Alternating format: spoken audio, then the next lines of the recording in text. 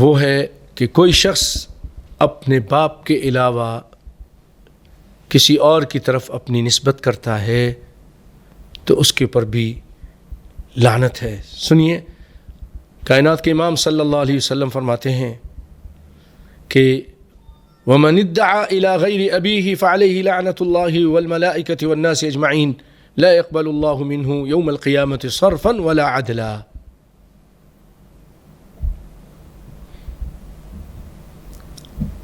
کہ اللہ تعالیٰ اس سے نہ فرض قبول کرے گا نہ نفل قبول کرے گا، اور اس کے اوپر لعنت ہے اللہ کی اور فرشتوں کی اور سارے لوگوں کی۔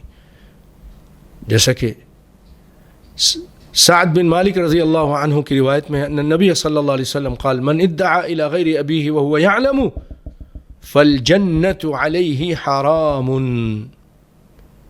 جو شخص اپنے باپ کے علاوہ کسی اور کی طرف نسبت کرتا ہے اور اس کو معلوم ہے کہ میرا تو باپ یہ ہے لیکن نسبت کسی اور کی طرف کر رہا ہے، اپنے پاسپورٹ پہ، اپنے NIC پہ نام لکھا رہا ہے کسی اور کا، ڈومیسائل پہ نام کسی اور کا لکھوا رہا ہے تاکہ روب داب قائم رہے، یا اپنے خاندان کو بدل کر وہ کوئی اور خاندان اپنا رہا ہے، تو اس کے اوپر جنت حرام ہے۔ اس کو امام بخاری نے اپنی صحیح میں نقل کیا ہے رحمہ اللہ تعالی۔ بہت سارے لوگ پیسے کے لیے آج ایسا کرتے ہیں، باپ بدل دیتے ہیں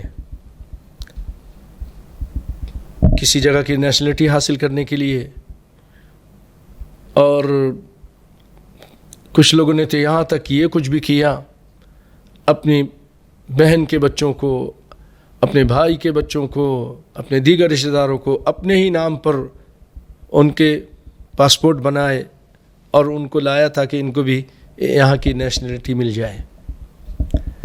بہت سارے لوگوں نے اس طرح کی، اور یہاں نہیں، یورپ میں بھی اس طرح کی غلط کام بہت سارے لوگوں نے کیا۔ اب بتائیے، نبی صلی اللہ علیہ وسلم فرماتے ہیں اس کے اوپر جنت حرام ہے۔ دنیا کی اس تھوڑے سے فائدے کے لیے جنت کو کھو رہے ہیں، اور اس کے اوپر لعنت بھی ہو رہی ہے اللہ اس کے رسول کی۔ کہاں سے سکون ملے گا؟ کہاں سے وہ چین پائے گا؟